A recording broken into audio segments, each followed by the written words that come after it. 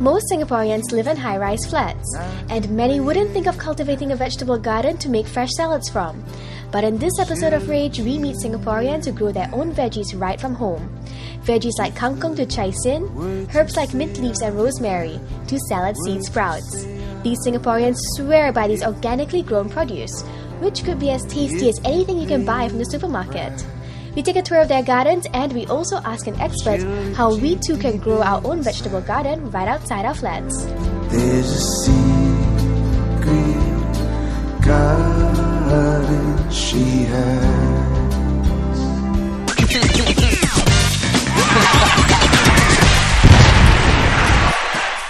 Now, if you're lucky enough to have garden space in Singapore, it would be a sin if it wasn't put to good use. When Ng Ting Ting moved into her new apartment 2 years ago, she started growing a variety of local and exotic plants, edible plants and herbs right from home.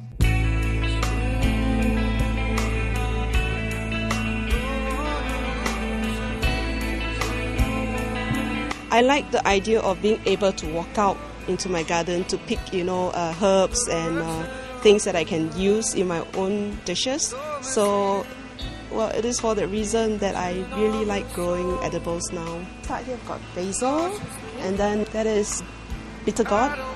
Yeah, they're creepers, so that's why I need to have this stand for them to creep. And over here, mostly tropical vegetables. This is chai sin, bai chai, spinach. This is kangkong. This is chive. That is sweet potato. And how about these ones over here? Oh, this is actually a very common aquarium plant. It's called gotacula. The Indians, they use this dish very often in the kitchen as a herb. It is actually good for stimulating the brain. How do you use it? Well, you can just stir fry, like the way you stir fry vegetables. And they are a little bit bitter, so a bit of oyster sauce would do the trick. Okay. Anything that's good for you is always bitter. Right? Yeah, you can say that. Grown some coriander here as well, and spring onions. And this is wild ginseng. We can use it as a stir fry as well. It's got very pretty flowers. Stuff from the kitchen, I put in the ground as well. Things like frost ginger. This here is yam. This one actually is a lychee plant. So with the lychee seeds, instead of throwing away, actually I put in the ground and they grew this big. Wow. So I'm not sure how much more they can grow, but... So you basically just take the seeds of anything that you eat at home and you decide, okay, I'm going to plant it and see if it grows. Yes. And it grows wonderfully. Yes, I'm surprised. Aren't you lucky?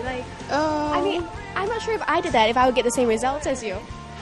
This here is also a very common plant. It's called the sawtooth coriander. You can use this to season your food, to use as a garnishing, like in Thai dishes or Vietnamese dishes. This is Indian borage. It's also a herb that people use to make tea. It's very minty.